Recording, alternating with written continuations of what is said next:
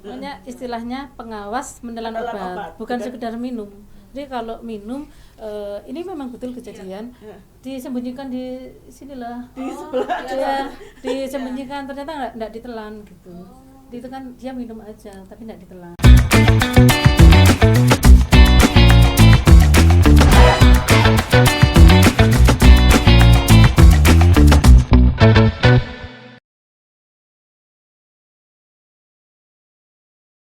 Tuberkulosis atau TB adalah penyakit yang disebabkan oleh infeksi bakteri Mycobacterium tuberculosis. Bakteri tersebut dapat masuk ke dalam paru-paru dan mengakibatkan pengidapnya mengalami sesak nafas disertai batuk kronis. Organisasi Kesehatan Dunia dalam Global Tuberculosis Report 2022 menyatakan bahwa tuberkulosis masih menjadi salah satu ancaman kesehatan dunia. Indonesia menempati peringkat kedua sebagai negara dengan beban TBC tertinggi di dunia setelah India. Diperkirakan terdapat 562.049 penduduk Indonesia menderita TBC tahun 2019. Dengan jumlah 92.700 orang meninggal akibat TBC, atau sekitar 11 orang meninggal akibat TBC per jamnya, serta menjadi salah satu negara dengan kesenjangan terbesar antara estimasi kasus dan pengobatan TBC atau sensitif, resisten, dan TB HIV setelah India dan Nigeria. TBC wajib dihindari karena TBC merupakan penyakit menular. Penularannya sangat mudah, bisa melalui udara dan berpotensi menyebar di lingkungan. Dan Tribuners telah hadir di studio Tribun Jatim Network Malang. Komunitas SSR Yayasan Banu Yasa Sejahtera Peduli TBC Kota Malang yang dipercaya sebagai pelaksana program eliminasi tuberkulosis. Bersama narasumber Ibu DRA Ruli Narulita, Magister Administrasi Publik, sebagai Kepala SSR Yayasan Banu Yasa Sejahtera Peduli TBC Kota Malang. Selamat pagi, Ibu. Pagi. Ya.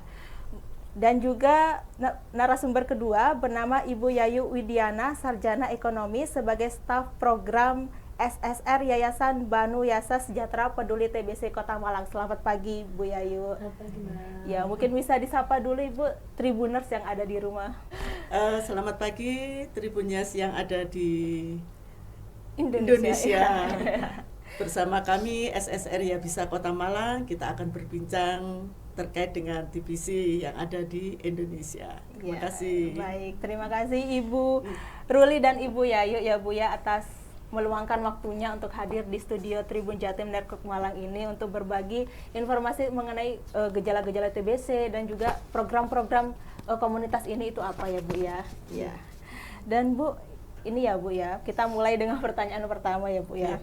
Nah, apa itu SSR Yayasan Banu Yasa Sejahtera Peduli TBC Kota Malang? Mungkin Tribuners yang ada di rumah itu belum mengetahui apa sih SSR Yayasan Yasa Sejahtera Peduli Kota Malang ini. Ya.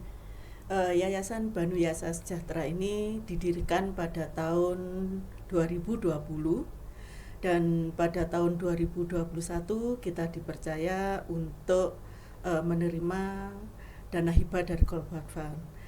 Yayasan Banu Yasa Sejahtera ini tidak hanya ada di Kota Malang, tapi ada di 29 kota kabupaten yang ada di Jawa Timur. Dan salah satunya ada di Kota Malang, dan kita wilayah kerjanya juga sudah meliputi satu kota, yaitu ada di 5 kecamatan yang ada di Kota Malang. 5 kecamatan yang ada di Kabupaten Malang. Di Kota Malang. Di Kota Malang, ya. Ini sampai belibet ini. Di Kota Malang ya Bu ya, 5 kecamatan. Berarti ini fokusnya di Kota Malang. Kalau misalkan di Kabupaten Malang ada sendiri atau di Kota Batu ada sendiri? Ada sendiri di Kabupaten Malang. Iya. Oh, iya. Baik Ibu. Nah, ini saat ini jumlah anggotanya itu berapa Ibu? Anggota komunitas Yabhisa Kota Malang. Yabhisa Kota Malang. Iya. Jumlah anggotanya Ibu. Izin membantu menjawab ya. Jadi kalau kader aktif kami saat ini ada sekitar 45 orang, Mbak. 45 orang. Ya, ada 45 orang. Tapi kalau yang sudah kami latih total itu udah 300 lebih sebenarnya. 300 lebih. Ya. Yang dilatih untuk menjadi kader dari komunitas Yabhisa Peduli TBC Kota Malang sejak ini. Awal program. Jadi saya menambahkan sedikit bahwa memang awal dari program ini sebenarnya dari TB Care Aisyah. di Kota Malang sendiri mulai tahun 2014. Nggih. Kemudian pada tahun 2020 pimpinan pusat Aisyah memutuskan untuk mengakhiri program. Nah, dari situ kami kemudian yang di Jawa Timur ini membentuk yayasan baru namanya Ya Bisa ini, sehingga di tahun 2021 kami meneruskan ya semacam estafet perjuangan gitu ya dari Aisyah ke Ya Bisa ini. Nah, dari awal program dulu Tipikor Aisyah ya sudah 300 lebih kader yang kami latih kan, tetapi yang memang dinamika mengelola kader itu seperti itu Mbak. Dari 300 lebih yang kita latih, yang aktif sekitar 45. Ya. Ya. Yang memotivasi ibu-ibu ini membangun komunitas ini itu apa, Bu? Ya. Yang pertama adalah semangat untuk berbuat baik pada orang lain. Yang kedua, kita berusaha untuk menolong ya, istilah menolong. Kalau kita sudah mau menolong, insya Allah itu akan juga menurunkan kemudahannya kita dalam menjalankan aktivitas ini. Yang ketiga, kita harus punya semangat bahwa apa yang kita lakukan ini insya Allah dicatat sebagai amal kebaikan kita, karena kita tidak bisa ya semuanya itu beramal dengan dengan hartanya aja, tapi ada orang yang tidak punya harta, punya tenaganya, itu yang diamalkan. Ada yang punya tenaganya diamalkan, yang punya harta diamalkan, punya waktu diamalkan. Nah, itulah kebaikan-kebaikan yang mendasari kami untuk terus berbuat di komunitas ini. Komunitas ini ya Bu ya. Dan juga kegiatan di komunitas Siap Hisa ini apa aja sih Bu selain sosialisasi? Kita sering ada baksos ya, ada baksos, ada grebek TV. Nah, ini biasanya kita lakukan bersamaan ya. Jadi kita lakukan bersamaan di baksos ini, bagaimana kita yang pertama tetap mengedukasi masyarakat ya, mengedukasi masyarakat. Yang kedua dengan harapan kita tahu bahwa masyarakat yang terkena TBC ini tidak semuanya ya, tapi banyak yang memang kurang mampu ya. Jadi dengan adanya baksos ini harapannya biar semangat untuk berobatnya ada, gizinya juga ada, perbaikan seperti itu. Perbaikan seperti itu ya Bu. Yeah. Dan juga saya balik lagi yang ke anggota itu ya Bu ya. Itu katanya yang saya baca itu pernah saya baca di artikel ini anggotanya ada yang mantan pengidap TBC. Ini benar gak sih Bu? Ya, betul Mbak. Jadi kami selain mengelola program untuk TB sensitif obat, jadi TB itu ada beberapa macam gitu ya. TB sensitif obat, TB resisten obat gitu. Untuk pendamping pasien yang TB resisten obat itu memang sebagian besar adalah mantan pasien TBRO begitu. Kapan-kapan mungkin bisa diundang di sini. Iya. Enggak apa-apa Ibu. Dengan senang hati. Iya. Ini menarik sekali kalau mendengarkan cerita teman-teman mantan pasien pengidap TBC ini yang sudah sembuh. Ya, karena memang selain itu adalah amanah dari Global Fund begitu. Memang ketika yang mendampingi pengobatan ini adalah mantan pasien, mereka kan lebih mudah begitu menjawabnya begitu kan. Misal, aduh saya efek samping obat, saya pusing, saya misalnya misalnya mohon maaf telinga saya berdenging atau pendengaran saya berkurang. Nah, saya sudah pernah kan jawabnya kan enak begitu. Nah, orang juga otomatis akan termotivasi gitu kan. Oh, yang dulu juga mengalami hal yang sama dengan saya, ini buktinya sembuh gitu. Itu sih intinya itu. Intinya seperti itu ya Bu ya. Penderita TBC itu kira-kira sembuhnya berapa lama sih Bu? Jadi kalau TB sensitif obat itu pengobatan kurang lebih 6 bulan, Mbak. 6 bulan? Iya, 6 bulan. Kalau resisten obat itu 18 sampai 2 tahun. Tetapi sekarang ada yang jangka pendek pengobatan 9 bulan. 9 bulan. Untuk yang resisten obat itu. Tapi saya lihat masih banyak juga yang masih menggunakan metode yang lama yang pengobatan yang jangka waktu yang 18 sampai 22 bulan itu. Tergantung dari tim ahli klinisnya rumah sakit gitu. Itu perbedaannya seperti apa Bu yang 18 sama yang 2 tahun? Yang 6 bulan itu? Iya. Jadi kalau yang 6 bulan itu dia masih sensitif obatnya begitu. Tapi kalau yang sudah resisten obat resisten terhadap beberapa macam obat. Nah, itu yang membedakan, Mbak. Yang membedakan ya Bu ya. Ini katanya juga penderita TBC itu harus minum obat selama 6 bulan ya Bu ya? Iya, 6 betul. bulan. Tapi tuh ada ya Bu ya yang minum obat tuh cuma 3 bulan. Itu kenapa itu? Ya mungkin karena memang sudah merasa enak Iya, begitu, nekan ya, akhirnya Bu, ya. memutuskan sendiri gitu. Ini kayaknya saya sudah enak, sudah Iya. berhenti gitu. Nah itu yang menjadi salah satu faktor bisa resisten obat tadi Mbak. Kalau udah resisten pengobatannya lebih lama. Lebih lama lagi ya Bu ya. Tapi ada gak sih Bu yang kasus tuh penderita TBC itu tuh sampai meninggal gitu? Ada Mbak. Di Kota Malang ini Iya, ada. iya. Jadi kalau kita berbicara terkait dengan angka kematian ya, itu memang lebih besar jika tidak melakukan pengobatan gitu. Hampir kalau kemarin saya melihat data itu 50% dari orang terkonfirmasi TBC yang tidak melakukan pengobatan itu 50% meninggal. 50% meninggal. Itu gejalanya apa? Tidak cepat ditangani atau mereka nggak tahu gejala awal TBC itu apa? Macam-macam sih, bisa jadi karena memang tidak menyadari bahwa mereka ini sebenarnya TBC. TBC gitu ya Bu. Iya, yaitu peran serta dari media seperti Iya. Tribun News ini. Iya. Ini sangat baik Mbak. Iya. Kalau saya membayangkan jika semua media bisa seperti Tribun News ini, Iya. itu otomatis semua masyarakat menyadari begitu, Iya. bisa segera melakukan deteksi dini, oh saya ini TBC atau tidak gitu. Kalau dia sudah menyadari itu, Iya. ya kan secepatnya mencari Berobat. pertolongan, Iya, gitu, pertolongan. ya, memeriksakan diri lah begitu.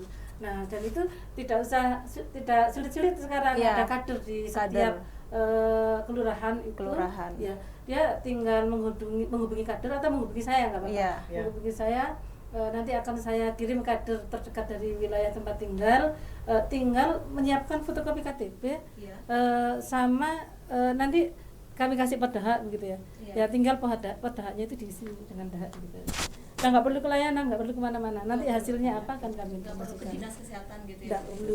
Melalui komunitas Ya Bisa Kota Malang ini ya Bu. Iya, Hubungannya gratis. ke Ibu Yayu ya Bu. Iya. Iya. Ibu Yayu. Iya. Dan juga ini juga kalau gejala dari TBC sendiri itu apa sih Bu gejalanya? Iya. Gejala Gejala yang paling utama, Iya. yang utama itu adalah batuk. batuk, Ya, jadi kalau secara komunitas kami kering, batuk berdahak. Kami pokoknya kalau batuk. dari komunitas pokoknya Ya. semua jenis batuk. Semua jenis betul. Semua Mungkin- jenis batuk, mau batuk kering mau batuk Batuk berdahak. pas. Iya.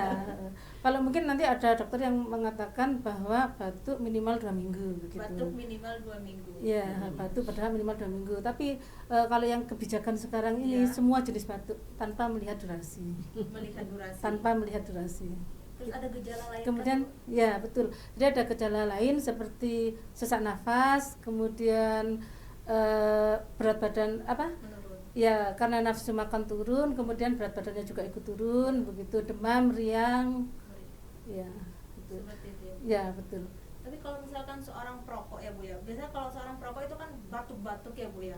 Nah kadang tuh batuknya batuk kering, batuk berdahak gitu ya Bu ya. Kalau Iya. seorang perokok itu bisa termasuk jenis TBC gak sih Bu? Ya, jadi selain ada tadi gejala utama, Ya. kemudian ada gejala lain, itu juga ada namanya faktor risiko, Mbak. Faktor risiko. Jadi ya orang-orang yang memiliki faktor risiko ini antara lain ibu hamil, perokok. lansia, perokok, orang Meli- dengan diabetes mellitus. mellitus, kemudian yang terakhir itu adalah orang yang pernah melakukan pengobatan tetapi tidak tuntas. Yang Tidak tuntas. seperti Mbak ceritakan tadi, minum 3 bulan, tidak diselesaikan seperti itu. Berarti itu masih bisa terkena TBC ya Bu, yang nggak tuntas Malah minum obat. beresiko jadi Beresiko. resistan. Resistan Iya. itu. Iya. Berarti obatnya harus habis ya Bu ya. Ya, Iya. harus diminum. Istilahnya itu tepat dosis, tepat cara dan tepat waktu. Seperti itu ya. Ya, tepat dosis, tepat cara dan tepat waktu. 3T. 3T ya Bu. Nah ini kan kalau misalkan ya Bu ya, ada tetangga gitu, misalkan oh ini nih gejala TBC nih, misalkan batuknya tuh batuk kering sama batuk berdahak, terus malamnya tuh dia sering meriang kayak gitu tuh Bu ya. Berarti nanti menghubunginya ke Ya Bisa Kota Malang ya Bu ya. Iya, betul, Tapi Mbak. ada gak sih Bu kira-kira kasusnya itu misalkan anggota keluarganya atau tetangganya tuh punya gejala TBC gitu, tapi mereka enggan untuk melaporkannya gitu Bu, atau untuk memeriksa kesehatan mereka gitu, karena menurut mereka tuh TBC itu merupakan aib yang harus ditutupi. Itu ada gak sih Bu kasusnya? Banyak, Mbak. Banyak. Banyak. Dan itu PR kita bersama. Iya. Iya. eh, dan itu PR yang paling sulit gitu Mbak. Jadi kader-kader kami ini sebenarnya sudah masif begitu, turun ke lapangan melakukan investigasi kontak, melakukan penyuluhan begitu. Tapi memang ketika menemui orang yang sepertinya punya gejala TBC, tidak serta-merta mereka itu mau memeriksakan diri gitu Mbak. Dan ini PR yang paling susah kalau menurut saya. Ya betul. Dan biasanya ini kami mempelajari polanya begitu. Orang-orang yang awalnya menolak untuk diperiksakan begitu, nanti sekitar beberapa bulan lagi itu biasanya itu masuk ke rumah sakit dalam kondisi yang sudah parah begitu. Jadi alangkah baiknya melakukan deteksi dini begitu. Ketika memang ada gejala ya sudah, ketika kader membawakan padahal itu adalah langsung diisi aja daripada repot-repot kan kelayanan gitu. Iya, tapi kan TBC ini bukan aib ya Bu yang harus ditutupi ya. Kan Mbak, ya itu stigma yang harus kita hilangkan. Yang harus dihilangkan Ibu. Iya. Tapi misalkan orang tuh yang terkena TBC mungkin mempunyai pemikiran tuh takut dikucilkan oleh masyarakat sekitar kalau misalkan dia tuh mengaku aku loh kena TBC kayak gitu. Takutnya mungkin Kita mau Insya Allah ya sekarang itu kan edukasi kepada masyarakat itu sudah semakin banyak dilakukan, penyuluhan juga sudah dilakukan. Insya Allah masyarakat itu sudah mulai paham bahwa penyakit ini bisa disembuhkan gitu loh. Kalau kita tidak mau datang ke layanan, tidak mau berobat, dan tetangga hanya melihat aja tanpa ada dukungan mensupport bahwa untuk terus berobat, nah ini yang memang membahayakan. Tapi kalau support dari masyarakat misalnya itu ada, insya Allah kamu sehat, insya Allah kamu bisa sembuh. Nah itu mungkin semangat itu yang bisa membuat si penderita ini punya semangat bahwa oh iya ternyata aku bisa sembuh ketika saya melakukan pengobatan hingga tuntas. Nah ini ada kata-kata tuntasnya ini. Ya seperti itu. Jadi kalau kita merasa bahwa oh tapi tetangga itu insya Allah ya kalau kita sudah mengedukasi masyarakat itu tidak akan istilahnya oh iku loh sakit itu, saya kira sekarang sudah mulai berkurang ya, stigma itu sudah sudah paham ya, Bu, ya? paham. Jadi kalau yang sakit ya harus segera melakukan pengobatan. Gitu, Mbak. Dan juga dukungan dari keluarga dan orang-orang sekitar ya, Bu, Nah, support ya. itu yang paling penting, support penting. sistem paling penting itu. Sehingga ada nganu PMO jadi PMO. iya iya ada namanya pendamping menelan obat, pengawas menelan obat. Oh itu didampingi dalam Iya. meminum obat. Iya, TBC. iya. Karena kan ya yang seperti diceritakan Mbak tadi, Iya. kalau 3 bulan merasa enak tidak diteruskan. Tapi kalau ada pengawasnya, ada pendampingnya, insya Allah sudah minum obat apa belum. Kadang-kadang itu pernah diketahui sampai ada yang meninggal, ternyata obat itu berada di bawahnya tempat tidur. Dipikir habis ternyata belum. Iya.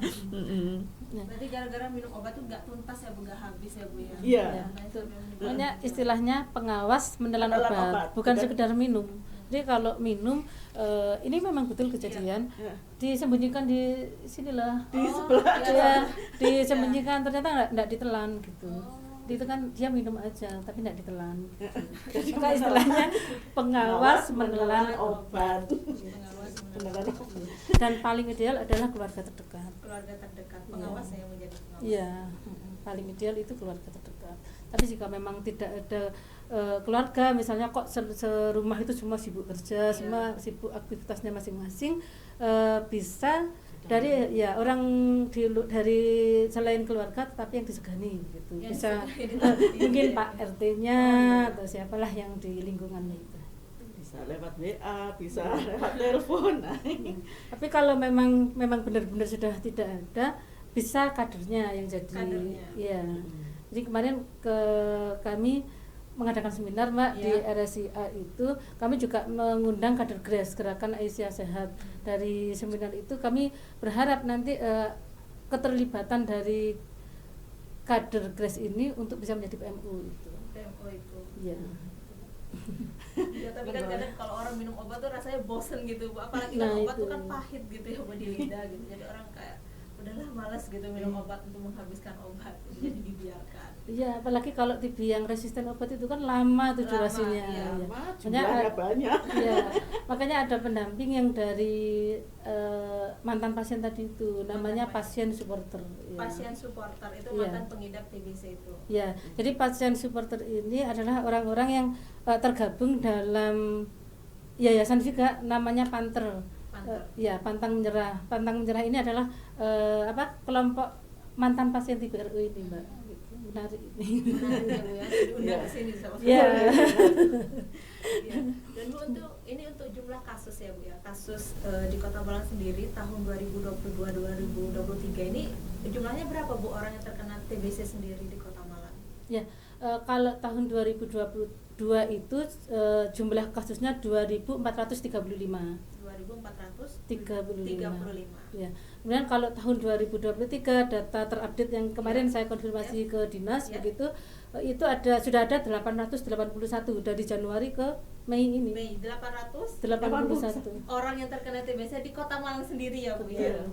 Tapi memang kita punya banyak rumah sakit nih. Iya. Ya, karena itu saya lihat data dari tahun ke tahun itu memang sekitar 30% lebih itu adalah warga dari luar kota.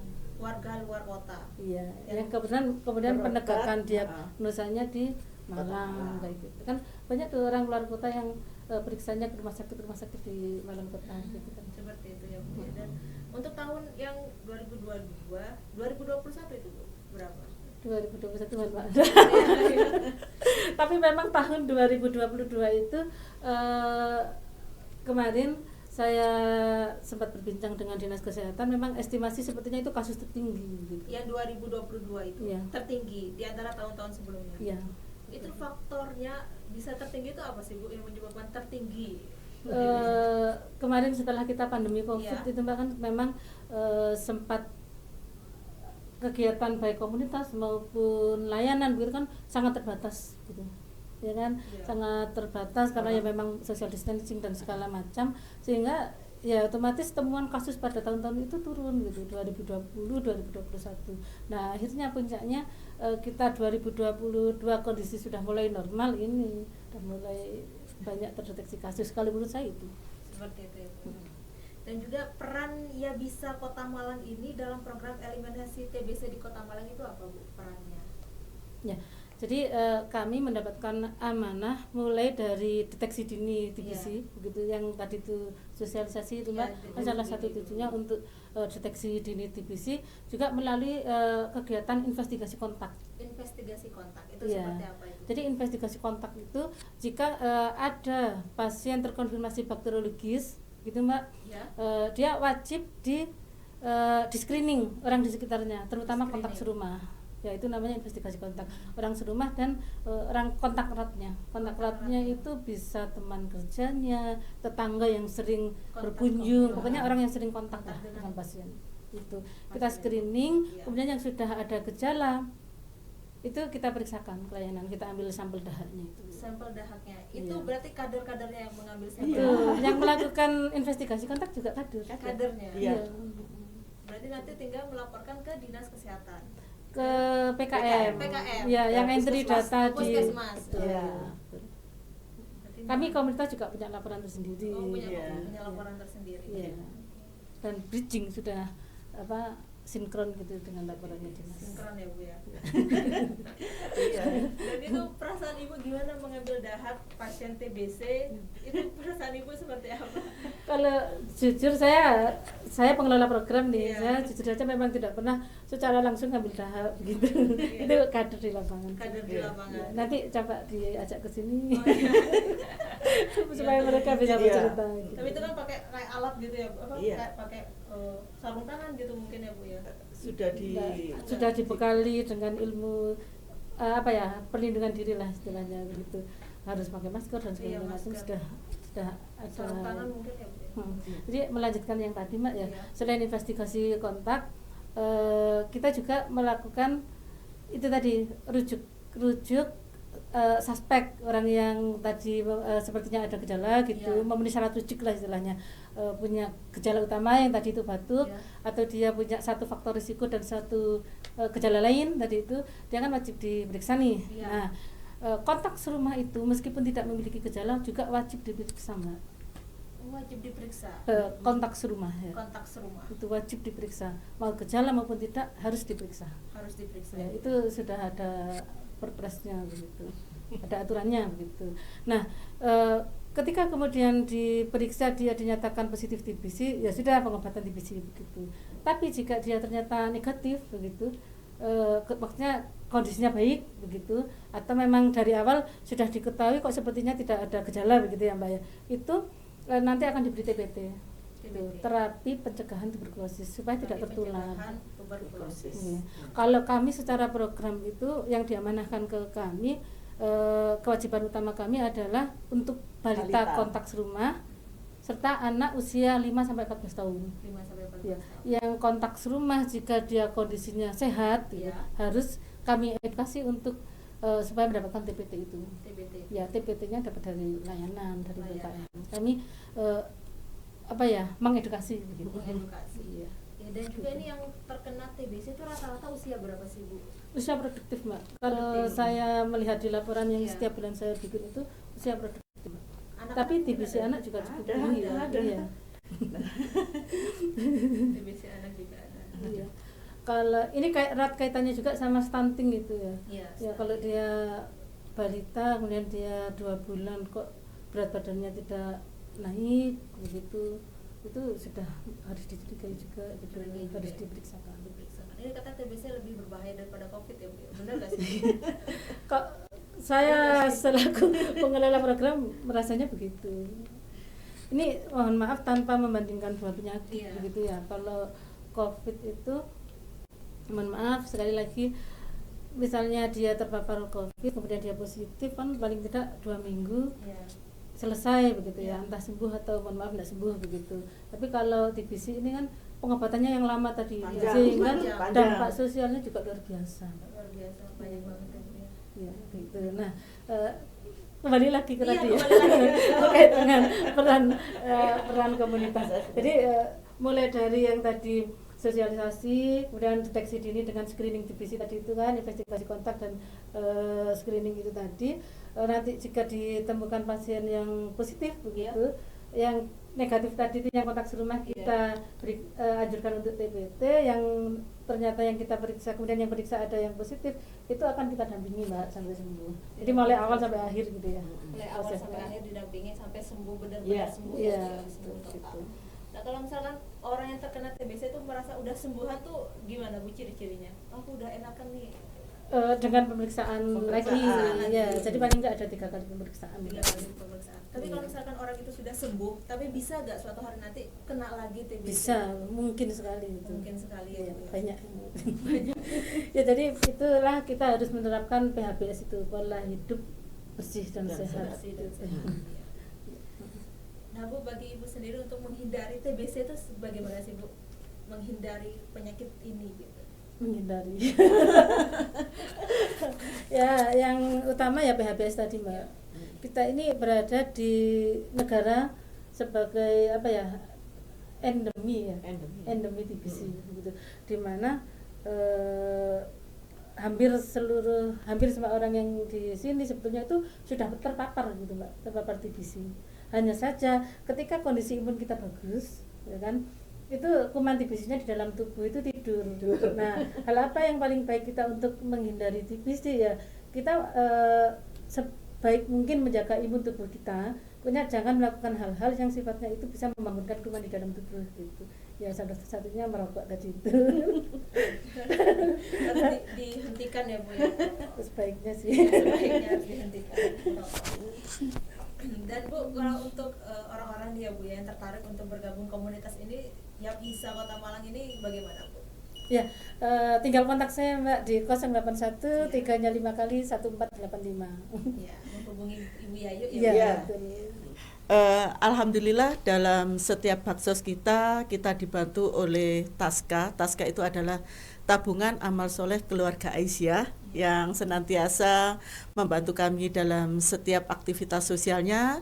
Juga Lazis Muhammadiyah. Lazis Muhammadiyah ini alhamdulillah setiap saat ketika kita memerlukan bantuan untuk bakso senantiasa dibantu. Juga ada beberapa komunitas juga yang selalu memberikan donatur kepada kami sehingga kita bisa melanjutkan kegiatan-kegiatan sosial ini untuk masyarakat. Ada Sangu Akhirat, ada komunitas-komunitas lain juga yang secara rutin memberikan bantuan kepada Yayasan Banu Yasa Sejahtera ini. Terkait dengan stigma tadi Mbak, karena masyarakat banyak yang masih menganggap ini sebagai penyakit aib begitu. Pernah suatu ketika dulu tahun 2018 itu memang ada kejadian gitu, salah satu pasien dampingan kami itu sampai disewakan bedak Mbak di pasar. Bedak. Ditinggal di bedak pasar. itu sama keluarganya. Jadi setiap hari dikirimi makanan gitu setiap pagi, kemudian dikasih botol-botol gitu di sampingnya untuk dia membersihkan diri atau minum seperti itu. Kemudian waktu itu pasien TBC RU tulang begitu, jadi memang tidak bisa jalan Mbak. Tidak bisa berjalan. Taruh di bedak. Gitu. Ditaruh di bedak sampai seperti itu. Dan itu luar biasa, kalau TBC RU itu kan 6 bulan pertama dia harus disuntik nih, intensif, kecuali hari Minggu. Jadi makanya dulu itu ada bercandaannya dari layanan itu bokong holiday. Jadi itu maksudnya enggak disuntiknya itu loh, biasanya bokong holiday-nya itu hari Minggu itu. Ya waktu itu salah satu PJ TB itu setiap hari mengunjungi ke bedaknya untuk menyuntikkan obatnya itu. Iya. Tuh sampai dia itu diceraikan sama istrinya begitu. Diceraikan istrinya karena nggak bisa berbuat apa-apa ya Bu ya. Iya, karena sakit cari itu. nafkah juga nggak bisa ya. Betul. Dan itu kita dampingi, alhamdulillah sembuh. Sekarang sudah sembuh. Sudah sembuh. Beraktivitas kembali. Iya. Bahkan kemarin sempat membantu menjadi pasien supporter tadi itu. Tapi hanya 7 bulan kalau nggak salah. Tapi bukan itu sih intinya, yang penting dia udah kembali sehat dan bisa beraktivitas lagi begitu. Itu dari yang TB tulang nggak bisa jalan. Ya, kalau TB tulang itu gitu. Jadi bisa jalan kembali. Iya, udah bisa, sekarang udah bisa mencari nafkah lagi. Baik, terima kasih Ibu. Terima kasih Ibu Ruli Narulita dan Ibu Yayu Widiana telah hadir di Tribun Jatim Network ya, berbincang-bincang mengenai peran komunitas ini, komunitas yang bisa sendiri, terus penderita-penderita TBC. Terima kasih ya Bu ya telah hadir di studio ini. Jangan bosan-bosan ya Bu ya, nanti suatu hari nanti dikontak lagi untuk main-main ke studio Tribun. Selalu siap Mbak. Selalu siap. Baik Tribuners, sampai di sini dulu perjumpaan saya kali ini. Saya Septiana Cahyana Putri dan Ibu Ruli Narulita. Yayu Widiana. Pamit undur diri dan sampai jumpa. Sampai jumpa lagi pada episode berikutnya pada podcast Cakap Sana Cakap Sini. Dadah. Tos TV gini Mbak. Iya. Tos TV. Tos TV ini Iya. Temukan, obati, sampai sembuh. Temukan, obati dan sampai sembuh. Iya.